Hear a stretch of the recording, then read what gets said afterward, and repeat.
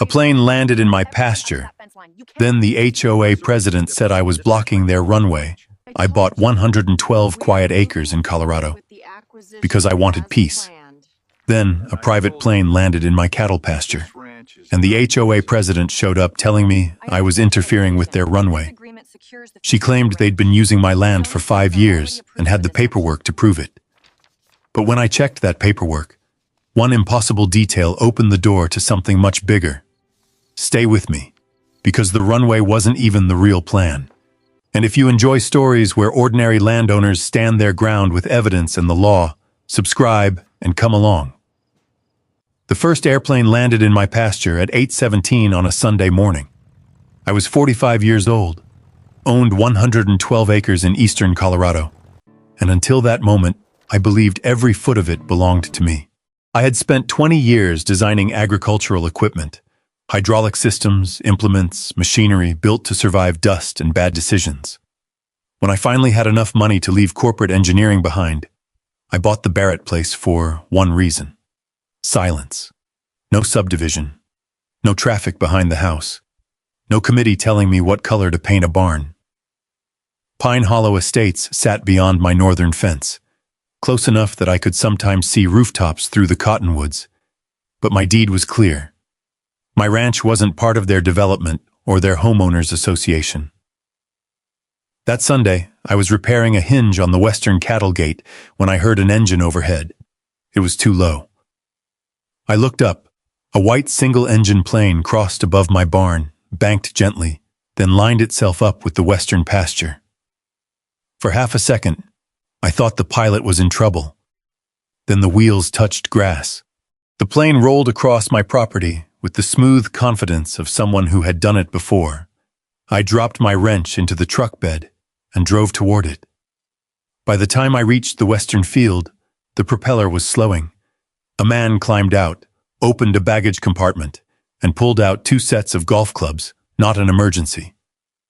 He saw me and waved. "Morning!" I stopped 10 feet away. "Are you having mechanical trouble?" He looked confused. "No." "Emergency?" His expression changed. "No." "Why?" "Because you just landed on my cattle pasture." The man stared at me for a second, then actually laughed. "This is Pine Hollow." "No. Pine Hollow is over that fence." I pointed north. "This is the Barrett Ranch." He looked toward the long stretch of flattened grass behind his airplane. "This is the Airstrip." That was when I noticed things I should have noticed earlier. The pasture was unusually level for nearly half a mile. Small orange markers sat low in the weeds. Near the northern end stood an old windsock I had assumed belonged to the previous owner. Before I could ask another question, dust rose beyond the wooden gate. A black crossover came through from the Pine Hollow side and stopped beside us. The woman who stepped out looked to be in her early 50s. Sunglasses, pressed slacks, controlled expression. She didn't ask who I was. "What's going on?" I was about to ask the same thing. She looked at my pickup. "You're going to need to move that," I almost smiled.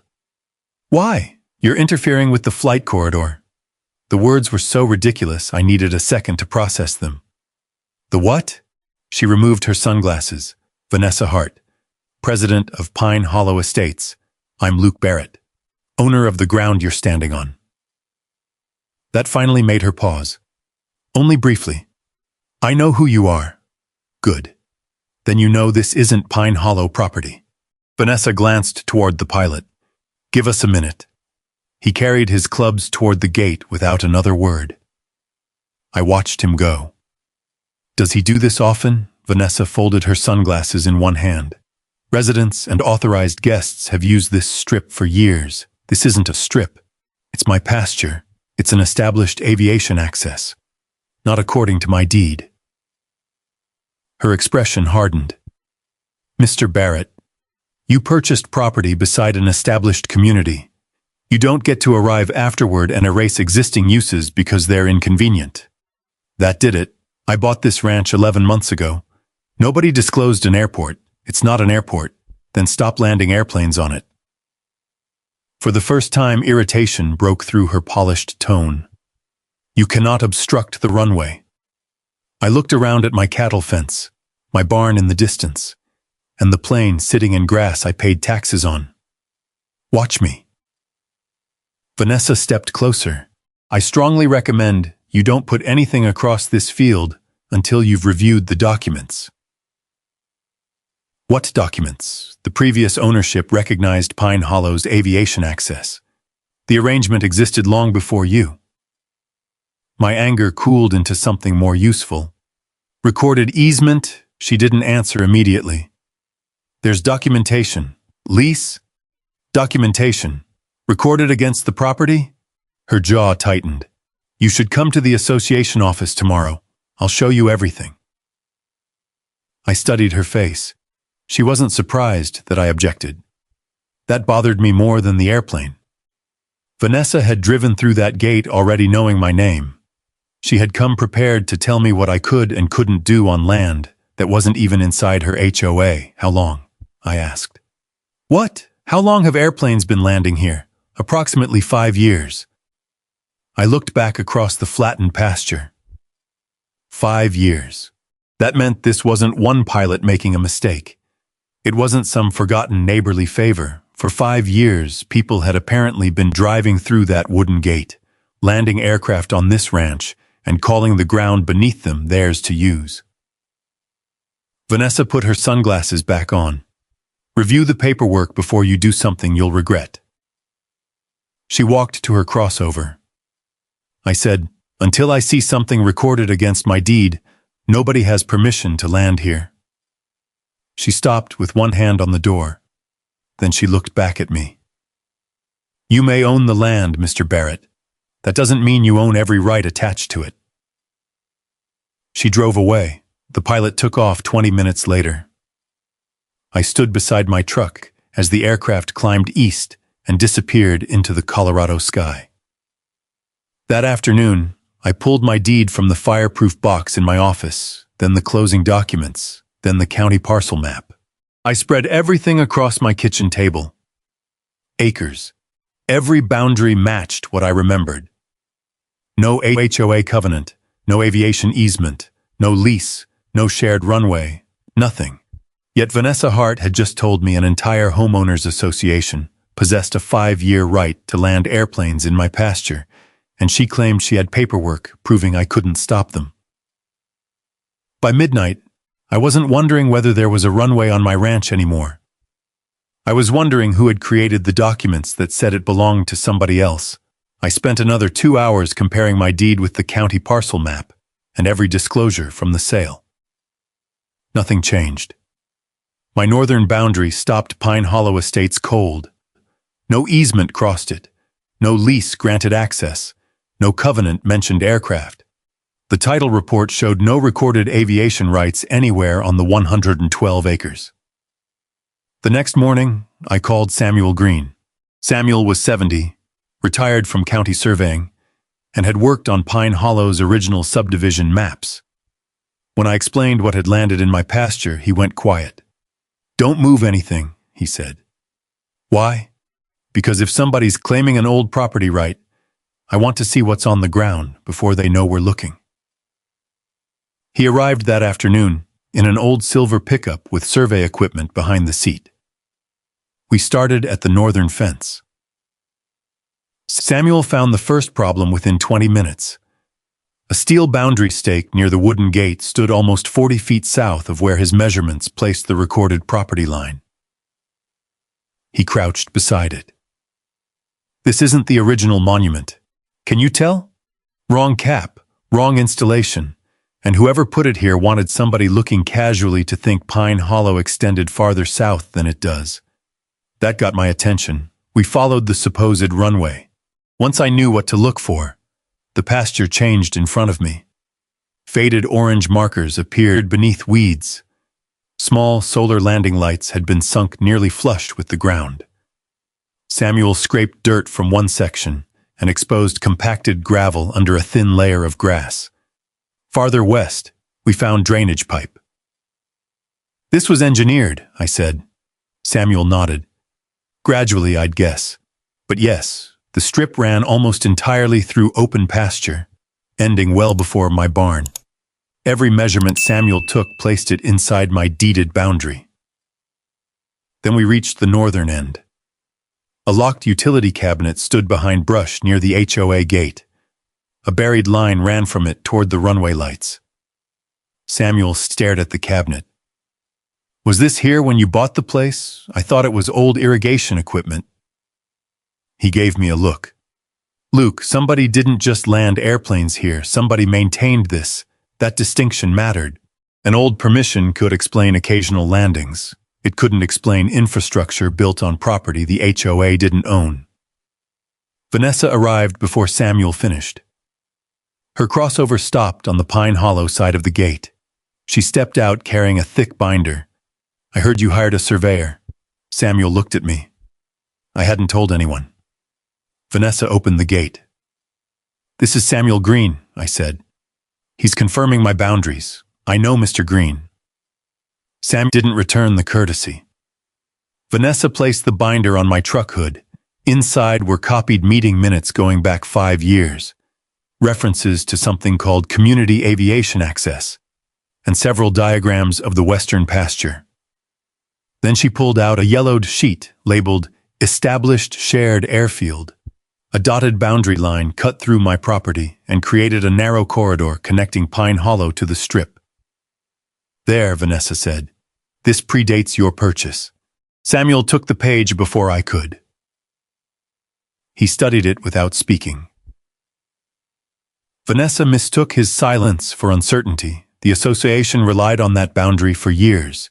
Your predecessor recognized it. Samuel looked up. No, Vanessa's smile disappeared. "No what? This isn't the recorded Pine Hollow boundary. It's an association map." "Then it doesn't establish ownership." She turned toward me. "Luke, long-standing use doesn't disappear because you dislike it. I don't dislike it. I'm saying you don't own it. We have 5 years of records, and I have a deed." Her voice sharpened. "You should be careful about interfering with established rights before you understand the consequences." Samuel tapped the map. "Where did this come from?" "Our files." "When?" "It was prepared years ago." "What year?" 19, I believe." Samuel pointed to a number printed beneath the airfield label. Vanessa looked down. I couldn't tell what I was supposed to see. Samuel could. "Parcel 18C," he said. "So?" Samuel folded the map once and handed it back. "Parcel 18C didn't exist in 2019. Vanessa stopped moving. Samuel explained that Pine Hollow had been replatted after a small common area adjustment. Parcel 18C was created during that process. In 2021, 2 years after the date Vanessa's map claimed to have been prepared. For several seconds, nobody spoke. Then Vanessa closed the binder. "I'll have counsel review it." "You do that," I said. She walked back through the gate without another threat. That worried me. By sunset, Samuel had marked the true boundary with fresh stakes and photographed every questionable marker before leaving. I stood beside the faded runway afterward, holding copies of his preliminary measurements. The good news was simple. The land was mine. The bad news was better hidden. Somebody had produced a document that made Pine Hollow's property appear to reach into my ranch, and that document contained information from the future. That wasn't an old surveying mistake. It meant someone had gone back later and created a past that never happened. But a fake map still didn't explain where Vanessa's confidence came from. If Pine Hollow had no recorded right to this land, there had to be some real event buried underneath the lie. Something old enough and innocent enough to be twisted into 5 years of aircraft landing in my pasture. Samuel called me before I reached the house. I remembered the previous owners, he said. The bells. I stopped walking.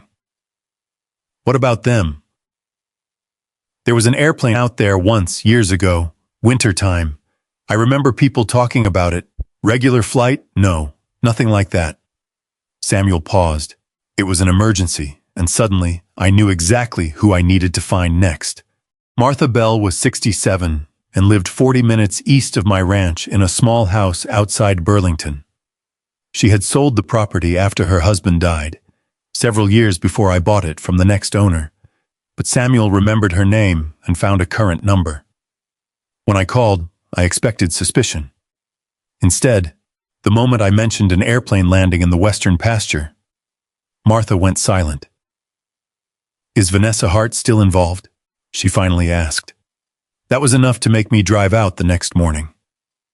Samuel came with me. Martha met us at her kitchen table with a cardboard file box already waiting beside her chair. I showed her Vanessa's map first. She stared at the words, "Established Shared Airfield." My husband never agreed to that. Did he ever allow airplanes to use the field? One airplane. She pulled an old photograph from the box. Snow covered the pasture I now owned. In the distance sat a small aircraft, surrounded by 3 vehicles. "It was 5 winters ago," Martha said. "A man in Pine Hollow was badly hurt. Roads were iced over. A local doctor knew a pilot who could get him close. Her husband, Henry, had opened the western hayfield. The plane landed once. No fee, no contract, no HOA vote, just one neighbor helping another during an emergency." A few months later, Martha continued, "Vanessa asked Henry if the field could stay available for real emergencies. He said he wasn't going to stop somebody from landing if a life was at stake." Samuel leaned forward. "Did he authorize construction? No. Grading? No. Lights? Absolutely not. Commercial flights?" Martha's expression hardened. "Henry would have thrown them off the property himself." I showed her photographs of what Samuel and I had found. The buried lights, compacted gravel, drainage, utility cabinet. Her face changed with every image. "I haven't seen any of this." "When did you leave the ranch?" "Henry got sick about 3 years after that first landing. By then I was spending most of my time taking him to Denver for treatment. We stopped using the western field. That was the opening Vanessa needed." Martha remembered occasional aircraft afterward, but Vanessa always described them as medical or community-related. Then Henry died. Within a year, Martha sold. "Did Vanessa ever ask you to sign anything?" "Nothing granting a runway." I placed a copy of one HOA meeting reference on the table. It claimed the Bell family had recognized continuing aviation access. Martha read it twice. "That's not what Henry said." "Did either of you grant an easement? No. Lease? No. Right of access to Pine Hollow? No." Her answer never changed. Then she reached deeper into the box and handed me a folded letter. It was from Vanessa, dated 4 years earlier. Martha had kept it because Henry kept nearly everything involving the property. The letter thanked him for his continued generosity in allowing emergency aviation access when circumstances require. I read the sentence again. Emergency aviation access, not a private runway, not unrestricted flights, not commercial use. Samuel pointed at the date. This matters. Vanessa's own correspondence showed how narrow the arrangement had originally been. Martha looked at me. "What are they doing out there now?" "I don't know yet." I told her about the Sunday landing, the golf clubs. Vanessa saying residents and authorized guests had used the strip for 5 years. Martha's mouth tightened. "Golf clubs aren't an emergency." "No." She gave me copies of the photograph and letter. Before we left, she said something I remembered all the way home. Henry helped because he thought somebody needed him. If they used that kindness to take something that wasn't theirs, don't let them call it his permission. That hit harder than I expected. I had spent years believing distance from other people simplified life. No favors meant no obligations. No dependence meant nobody could use generosity against you. Henry Bell had believed differently. He had helped somebody once.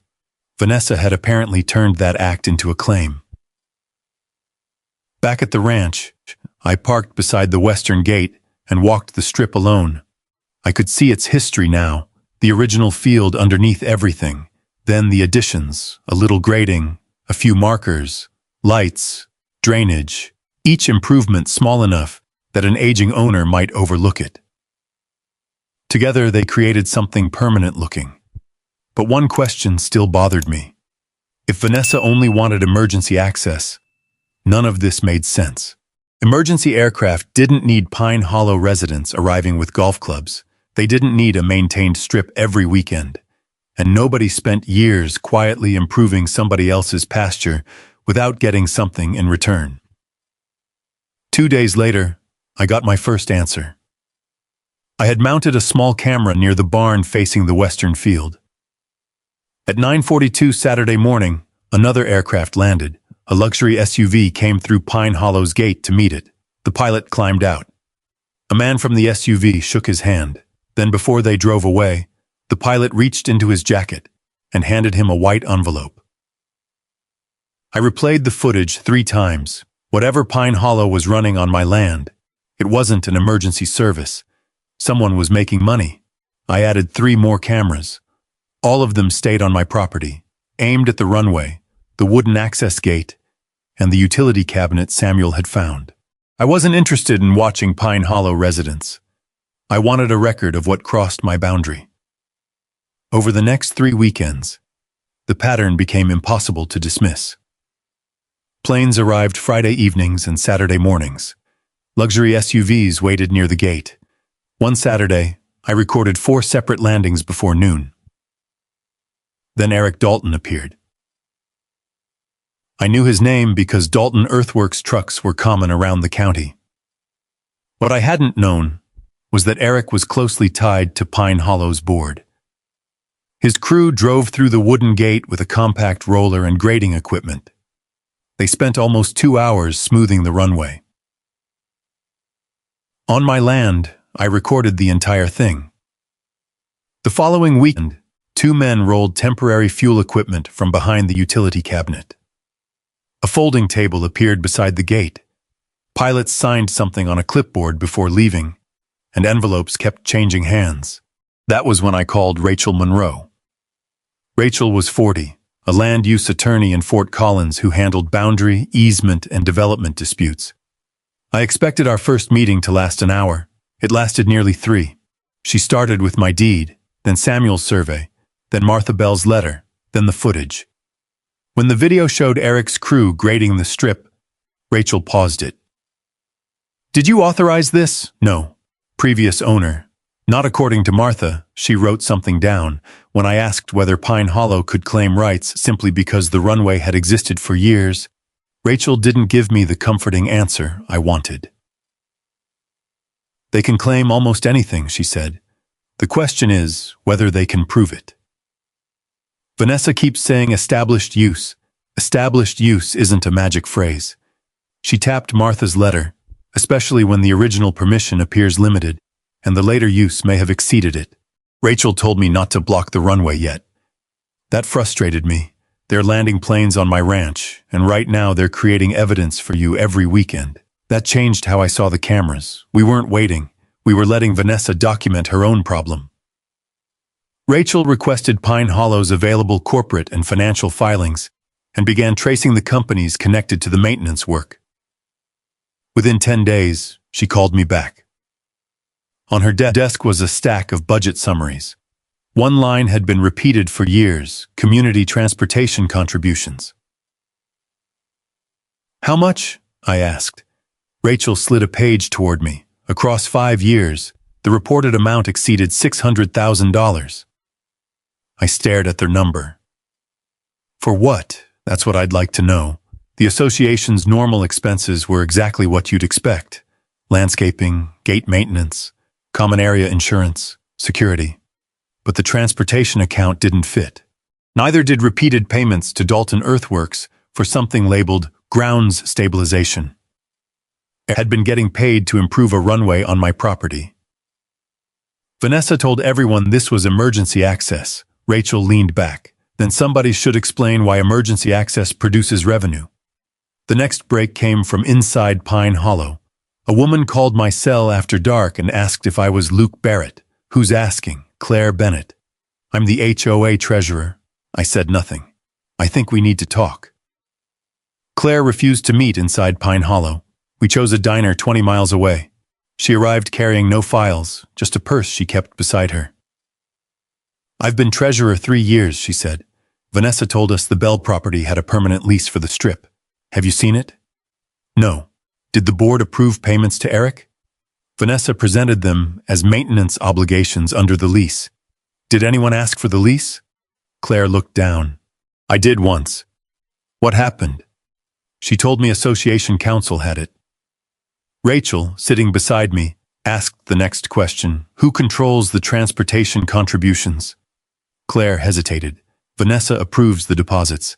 Eric submits most of the related expenses that connected the people, the money, and the land." But Claire had something else. "There's an authorization letter in the association archive," she said. "It's supposed to be from Martha Bell's husband." I felt my stomach tighten. "Martha says he never signed one." Claire looked directly at me. "Then you need to see this." The next morning, she sent Rachel a scanned copy. The document supposedly granted Pine Hollow continuing aviation access, maintenance rights, and authority to improve the landing area. It was everything Vanessa needed her story to be true. Rachel compared the signature against documents Martha had provided. Then she checked the parcel description. At 10:36 that night, my phone rang. "Luke," Rachel said, "I found 2 problems." "What kind?" "The kind that can turn an aggressive property claim into something much worse." I stood at my kitchen window looking toward the dark western pasture. Rachel continued.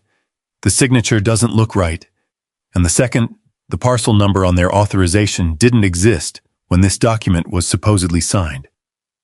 For 5 years, Vanessa had told Pine Hollow that she had permission. Now we had reason to believe the paper behind that permission had been created after the fact. And if that was true, the runway wasn't merely unauthorized. Someone had built a lie around it. Vanessa's counterattack arrived 3 days later by certified mail. The envelope came from Pine Hollow's attorney. Inside was a demand that I immediately stop interfering with what it called prescriptive aviation rights, established through years of continuous community use. It also ordered me not to install fencing, gates, livestock barriers, or equipment within the claimed flight corridor. Then I reached the last page. Pine Hollow wanted money from me. $18,040. They called it my share of maintaining shared aviation infrastructure. I called Rachel. "They're billing me for improvements they put on my land without permission." "I know. That's insane. It's also useful." She told me to photograph the envelope, preserve the original, and make no direct response. Vanessa just put in writing that the HOA paid to maintain infrastructure on your parcel. That was the first lesson Rachel taught me about fighting people like Vanessa. Don't interrupt them while they're creating evidence. The second attack wasn't legal, it was personal. Pine Hollow circulated a notice claiming a neighboring landowner was attempting to eliminate aviation access used for medical emergencies, transportation needs, and community safety. My name wasn't printed. It didn't need to be. Within a week, people along the county road knew exactly who the notice meant. At the feed store, conversations stopped when I walked past. A man I'd exchanged maybe 20 words with in 11 months cornered me near the loading dock. "You really shutting down emergency flights? I'm stopping unauthorized aircraft from using my property." "Same difference." "No, it isn't." He shook his head. "People out here help each other." That one landed harder than I expected, because he was right about one thing. People did help each other. Henry Bell had. Vanessa was using his kindness as a weapon against the man who now owned his land. I drove home angry enough to call her. I didn't. Instead, I parked beside the barn and watched another plane cross low over the pasture. That evening, Vanessa came to my gate. She stayed on the Pine Hollow side. "You're creating unnecessary hostility," she said. "You sent people a notice making me sound like I'm shutting down ambulances. We explained the consequences of your actions. Golf clubs aren't medical equipment." Her expression flickered. I knew then she didn't realize how much I'd recorded. "Been monitoring residents. I've been recording my property. You should be careful with that." I am. She glanced toward the cameras. 5 years of uninterrupted use creates rights, Luke. Then show Rachel the recorded document. This doesn't need to become expensive. It became expensive when you sent me a bill. Vanessa's voice cooled. You came here less than a year ago. Pine Hollow has existed for decades. You might want to think about whether alienating everyone around you is worth proving a point. There it was, not law pressure. She wanted me to feel alone enough to surrender. After she left, I sat at my kitchen table staring at the legal notice. For most of my adult life, solitude had been a choice. I had worked long hours, moved where the jobs were, and let friendships thin out because machines were easier to understand than people. When I bought the ranch, I told myself I didn't need anyone's approval. That was different from being treated like an enemy. For several days, it got worse. A pickup that used to wave passed without slowing. Someone left a copy of Pine Hollow's notice under my windshield wiper at the hardware store. Another letter from the HOA accused my cattle of creating a safety hazard near an authorized aviation facility. That one almost made me laugh. They had built a runway in a cattle pasture and were blaming the cattle. Rachel told me to save everything, so I did. I built a binder.deed, title report, Samuel's survey, photographs of the shifted stakes, Martha's letter, camera logs, Dalton Earthworks footage, the $18,140 demand. Every Pine Hollow notice, every claim went behind a numbered tab. The anger became easier to manage once it had somewhere to go. At 11:14 one night, my phone rang. Rachel, I finished comparing the authorization document. I sat straighter, and the signature needs professional examination. But visually, it doesn't match Henry Bell's verified signatures. We already suspected that. There's more. She had obtained digital copies of Pine Hollow's old meeting records. Several files had modification dates years later than the meetings they supposedly documented. The changes weren't random. Language about aviation access had been added or expanded. I looked at the binder covering half my table, so they changed the minutes. I'm saying the metadata shows later edits. We prove who made them through discovery.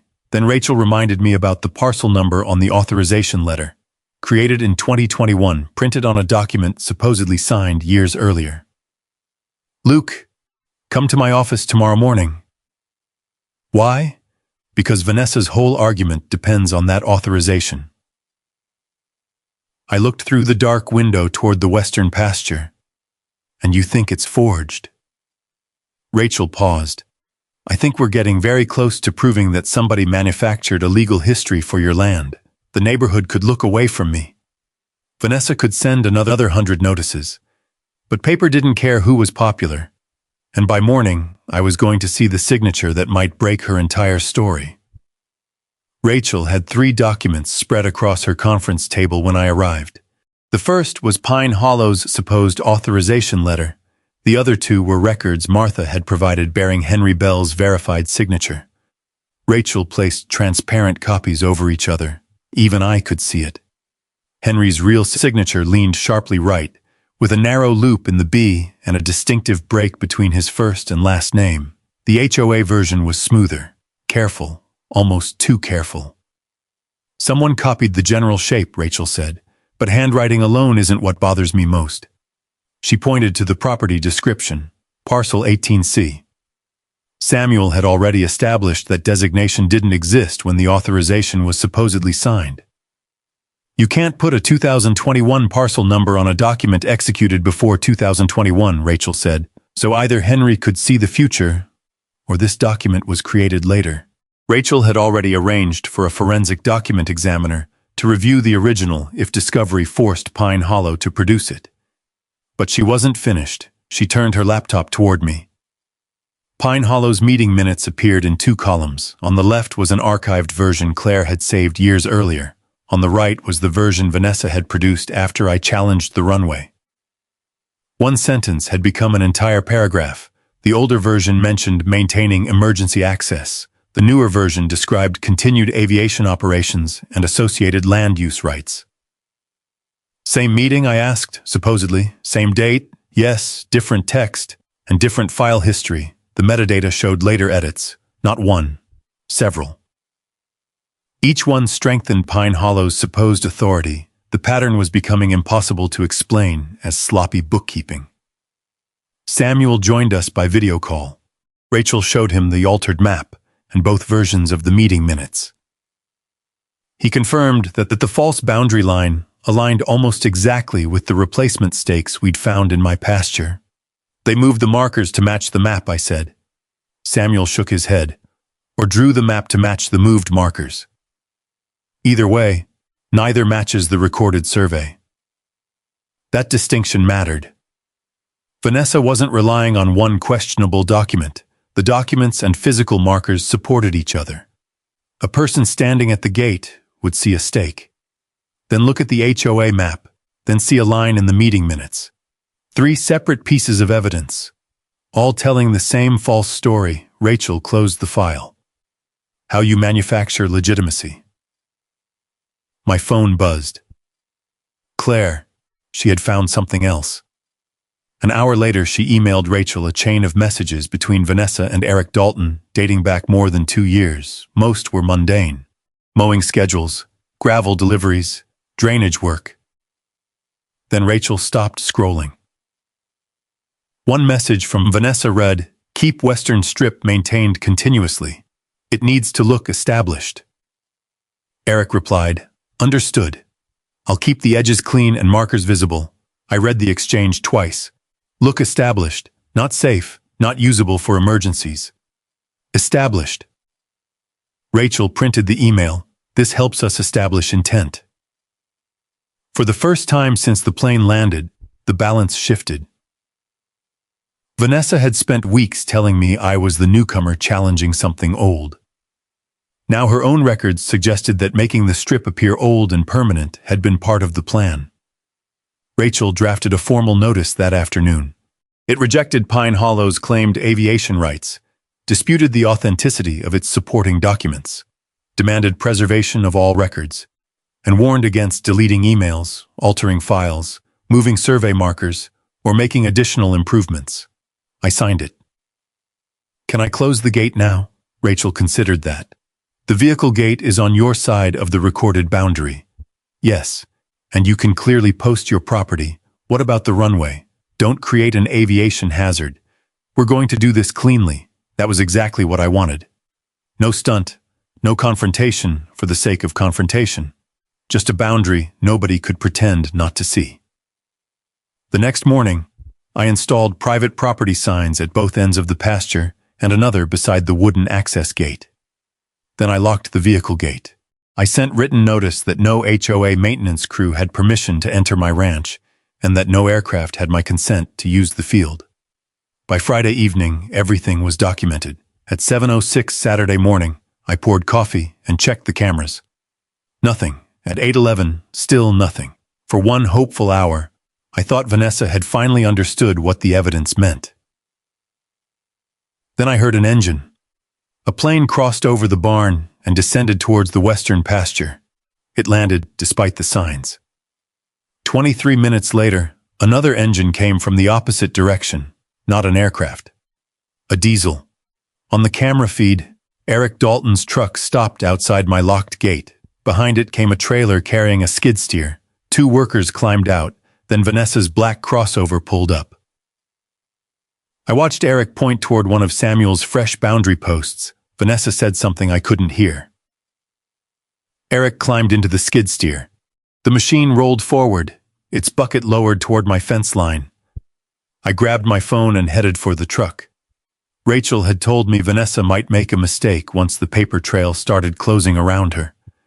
I hadn't expected her to bring heavy equipment to do it. By the time my truck reached the western gate, Eric's skid steer was already moving. I stopped well back and raised my phone. "Eric, you're being recorded." He looked toward Vanessa. She answered for him. "We're restoring association access. This gate is on my property. The corridor is disputed." "No, you dispute it." Samuel surveyed it. Vanessa pointed toward the runway. "An aircraft is currently on the ground. You're obstructing an established access route." The plane sat nearly 200 yards behind me. Its pilot had wisely stayed beside the aircraft. I kept filming. Nobody has permission to be here. Eric lowered the bucket beside Samuel's newest boundary stake. I said, "Don't touch that." Vanessa's voice turned sharp. "Proceed." The bucket pushed forward. The steel post bent, tore loose, and disappeared beneath a clump of dirt. That was the moment the argument changed. Until then, Vanessa could claim confusion over old rights. Now she had watched a marked survey monument get removed after receiving written notice that the land belonged to me. I didn't step toward the machine. I called Sheriff Daniel Reeves, then Rachel. Reeves arrived 26 minutes later with a deputy. Eric had already widened several feet beside the gate. The skid steer sat inside my recorded boundary, engine idling. Vanessa approached the sheriff carrying the same binder she'd shown me. "Thank God," she said. "Mr. Barrett is preventing authorized aircraft access." Reeves looked past her at the bent fence line. "Who moved the post?" Vanessa didn't answer. Eric shut off the engine. I handed Reeves a copy of Samuel's survey and showed him the video. "You filmed this today?" "Start to finish." Vanessa opened her binder. "We have a permanent access corridor." She produced the faded map. Reeves compared it with Samuel's survey. "Which one is recorded with the county?" Vanessa hesitated. "Our map reflects historic use." That wasn't my question. Before she could answer, another vehicle pulled up on the county road. Claire Bennett got out. Vanessa's face changed instantly. "Claire, this is board business." Claire carried a manila envelope against her chest. "I'm the treasurer. It became my business when you started putting my name on approvals I never voted for." The silence afterward was better than shouting. Claire walked directly to Reeves.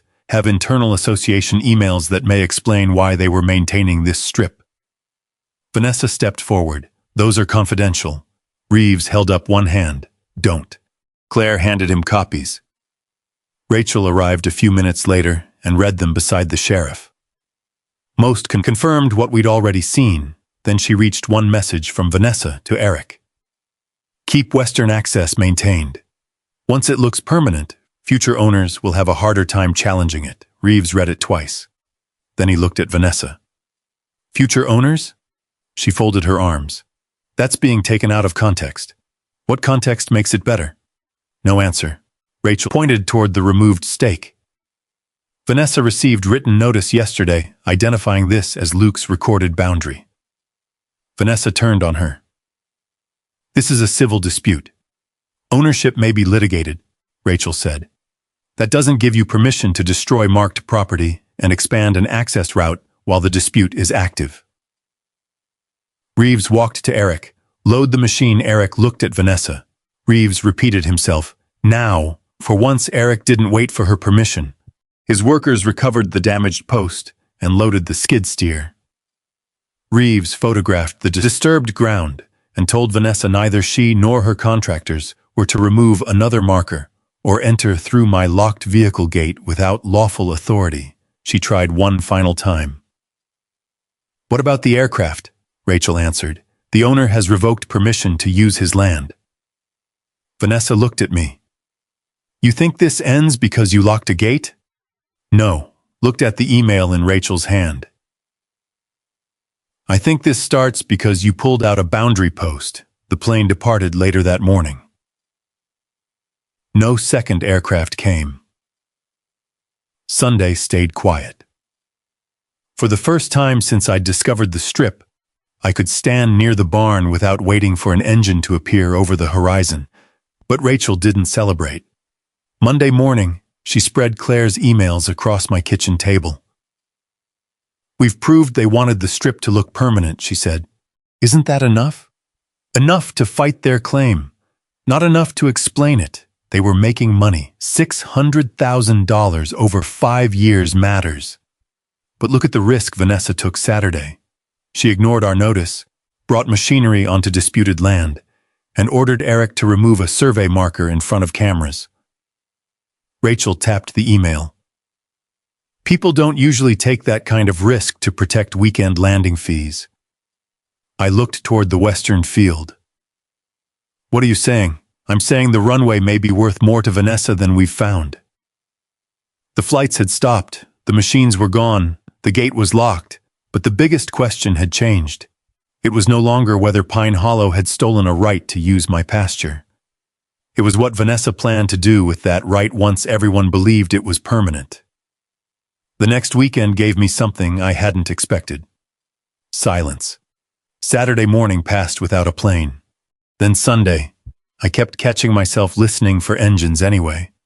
For months, I'd wanted nothing more than to stop the flights.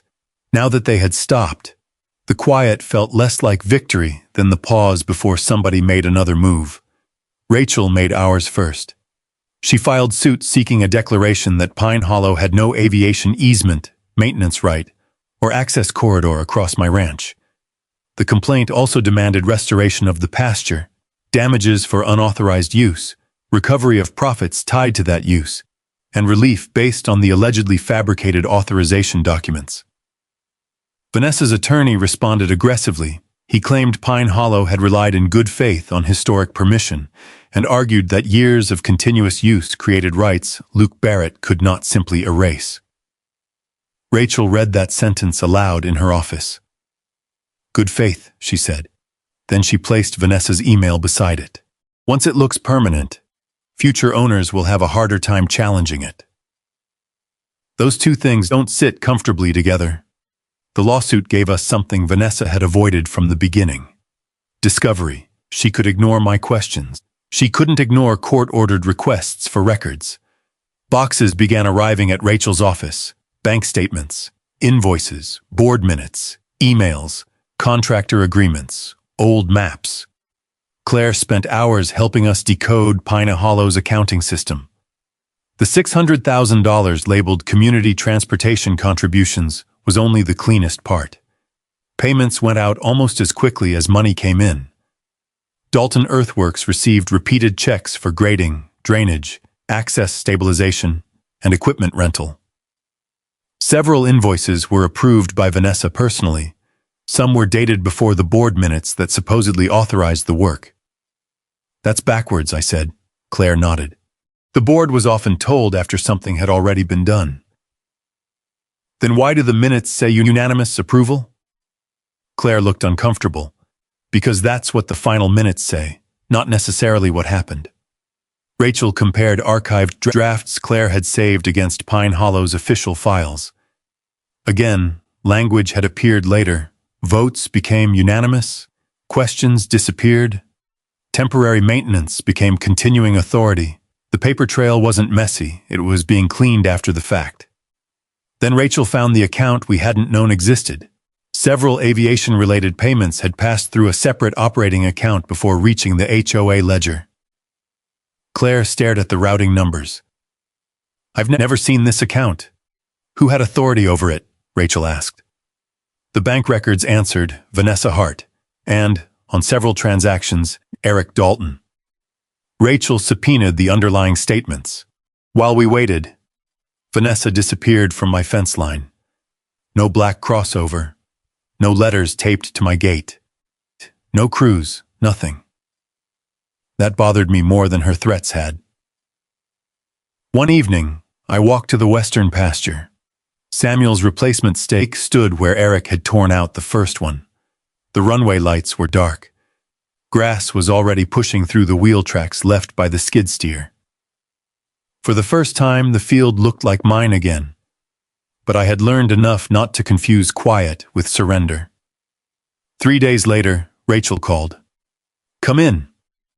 Claire was already there when I arrived.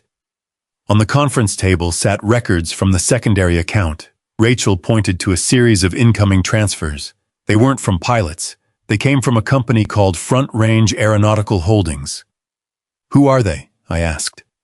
"We're finding out." The amounts were larger than the landing contributions. 25,000, 40,000, another 35, then payments went from the same account to Eric's company. Claire shook her head. "These never went through the budget." Rachel opened another file. Front Range Aeronautical Holdings had recently acquired options on several undeveloped parcels beyond Pine Hollow's eastern edge. On a county map, those parcels formed a broad block of open land behind the subdivision. I looked at Rachel. What does that have to do with my runway? We don't know yet. She enlarged one of the transaction descriptions, Site Access Development Consulting. Eric Dalton's name appeared beneath it. My stomach tightened. The runway had generated money. Now we had investors paying into the same network that maintained it. Rachel requested corporate records, development applications, and correspondence involving Front Range, Vanessa, Eric, and Pine Hollow. That night I stood at my kitchen window. The western pasture was black and silent. No landing lights, no engines, no movement at the gate. For weeks, I had thought the planes were the business. Now I wasn't sure. Maybe 5 years of flights had been doing something more valuable than collecting landing fees. Maybe they had been creating a history. And somewhere beyond Pine Hollow, an investment company was paying Vanessa and Eric as though that history was worth buying. Rachel found the answer 11 days later. Front Range Aeronautical Holdings wasn't buying scattered farmland. It was assembling a development site. The company had secured options on more than 400 acres east of Pine Hollow and submitted preliminary plans for a gated aviation community. Large residential lots, private hangars, and direct aircraft access. There was one problem. The proposed development had no runway. Rachel laid the site plan beside Samuel's survey. A dotted line ran from the future subdivision, through Pine Hollow, across the wooden gate, and directly onto my western pasture.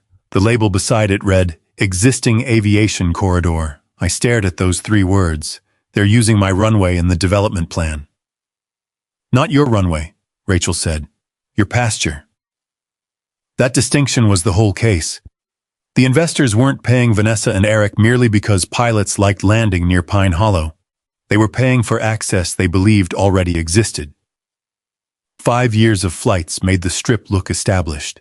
Eric's grading made it look maintained. The shifted stakes made it look connected to Pine Hollow. The altered minutes made it look approved. The fake authorization made it look permanent. Every piece supported the next. Rachel found emails between Eric and a Front Range representative discussing continuity of aviation access as a major selling point. Another referred to avoiding the cost and delay of developing a separate runway. Then we found Vanessa's language.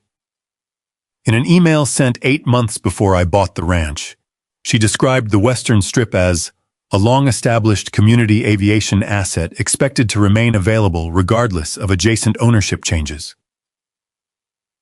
I read it twice. Regardless of ownership changes. Rachel nodded. She knew the ranch could be sold, and she needed the next owner to believe this was already permanent, or at least make challenging it expensive enough that the owner gave up. Suddenly, the last several months made sense. The notices, the social pressure, the fake emergency argument, the demand for maintenance money, even Eric ripping out Samuel's stake. Vanessa wasn't defending tradition. She was protecting a development deal, and my deed was sitting directly in its path. The turning point came at Vanessa's deposition. Rachel brought the original county plats. My deed, Samuel's survey, Martha's letter, Pine Hollow's altered map, and the supposed authorization.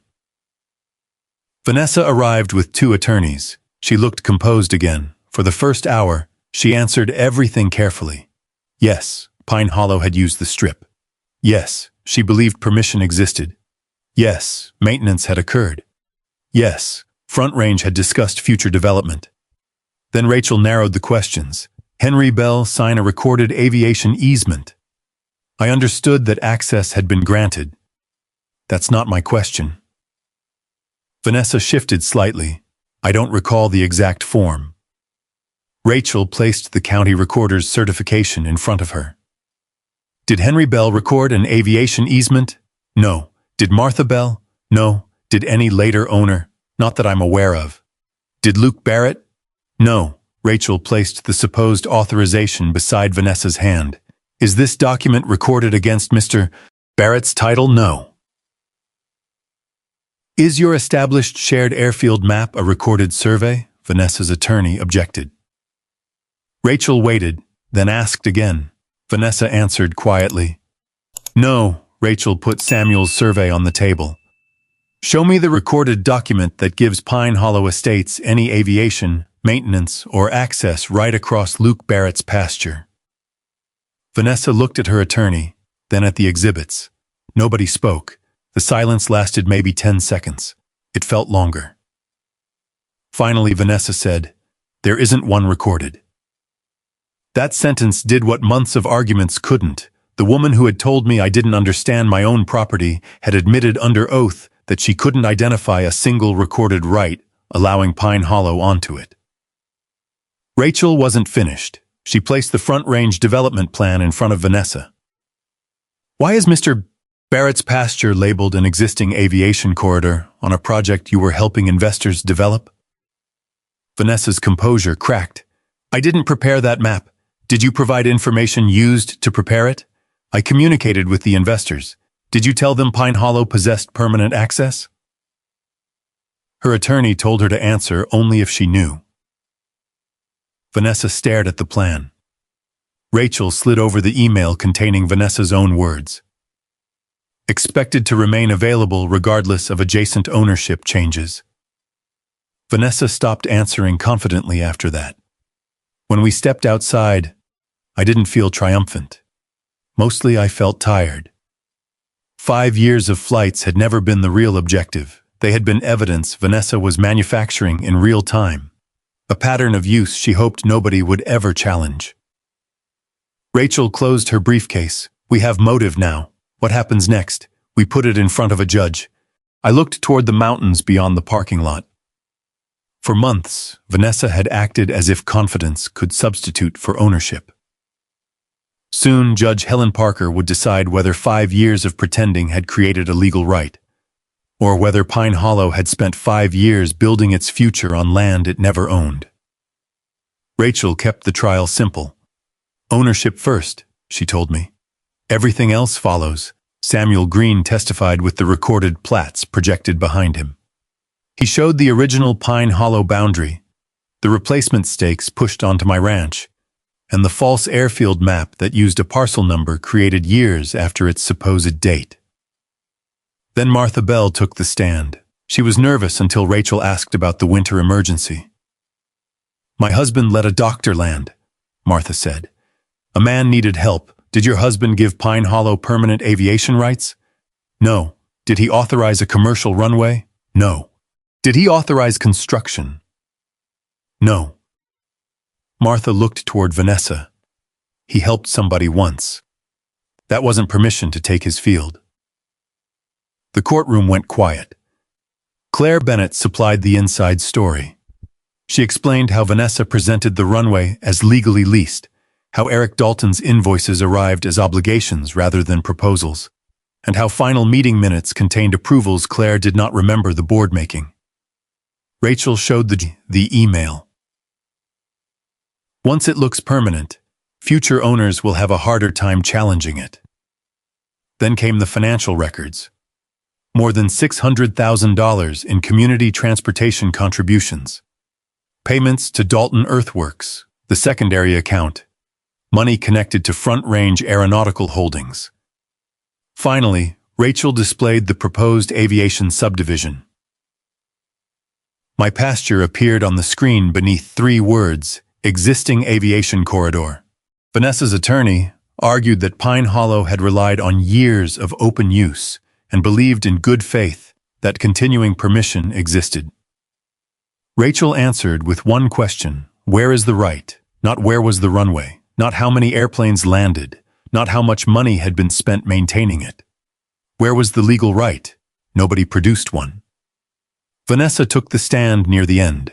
Rachel walked her through the same documents from the deposition, the unrecorded authorization, the altered minutes, the false map, the development email. Then she asked, Ms. Hart, when Luke Barrett bought this ranch, what recorded document gave Pine Hollow Estates the right to continue landing aircraft on his property? Vanessa looked toward her attorney. Judge Helen Parker waited. There wasn't a recorded document, Vanessa said. Rachel nodded. No further questions. That was the silence I remembered most, not the verdict, that moment. Months of threats, invoices, accusations, and manufactured authority reduced to one answer spoken under oath. There wasn't one. Judge Parker's ruling came later. Pine Hollow Estates held no aviation easement across my ranch, no maintenance right, no access corridor, no authority to move boundary markers or install infrastructure. The court ordered the unauthorized improvements removed and the disturbed ground restored. Vanessa and the responsible parties were held liable for restoration costs and damages, and improperly obtained benefits connected to the unauthorized use were subject to disgorgement. The ruling killed the Front Range project almost immediately. Without legal runway access, its central selling point disappeared. Eric lost his Pine Hollow contracts. Vanessa resigned under pressure from residents who had finally seen what had been done in their names. Claire helped organize the transition to a new board. I never joined it. I had enough property to manage without helping anyone else manage theirs. The restoration took months. Crews removed the buried lights and utility equipment. Compacted gravel was broken up and hauled away. Drainage modifications were corrected. The wooden gate remained, but only as a ranch gate. I insisted on one thing. I wanted to reseed the strip myself. So one cool morning, I hooked a seed drill behind my tractor and drove the length of the old runway. The scar looked enormous from the seat. 5 years of tires, grading, money, and lies had left a straight line through the pasture, but soil doesn't care about arguments. Given time, it grows back. By late spring, green covered most of the old strip. Cattle crossed it without hesitation. The windsock was gone, the orange markers were gone, and every flight had stopped. One evening, I was standing beside the pond when I heard an aircraft. My shoulders tightened before I could stop them. A small plane appeared in the western sky. It crossed above the ranch for a second. I watched it the same way I'd watched that first plane months earlier. Then it kept going. No turn, no descent, no wheels touching my pasture. The engine faded east until the only sound left was wind moving through the grass. I thought about Henry Bell. He had opened his field once because somebody needed help. That kindness hadn't been weakness. The weakness had belonged to people who saw generosity and mistook it for something they could own. Vanessa spent 5 years trying to make repetition look like permission and confidence look like law. In the end, I didn't need to threaten anybody. I didn't need revenge. I needed the deed, the survey, the witnesses, and enough patience to keep asking the same question until nobody could avoid answering it. Where is the right? There wasn't one. I looked across 112 acres of grass that belonged to me, then turned toward the house as the last trace of the airplane disappeared. Some boundaries don't need to be defended loudly. They just need one person willing to prove where they've always been. Luke's story shows something worth remembering. When somebody speaks with confidence, produce officer-looking papers, and tell you situation has existed too long to questions, that still doesn't make them right. Luke didn't solve his problem by shouting louder. He kept his desk, called the surveyor, listened to the honest witness, documented what happened, and let the facts build one piece at a time. In the end, the question that mattered was simple. Where was the legal right? There wasn't one. There's also something important in what happened to Henry Bell. Helping a neighbor during an emergency was the same thing to do.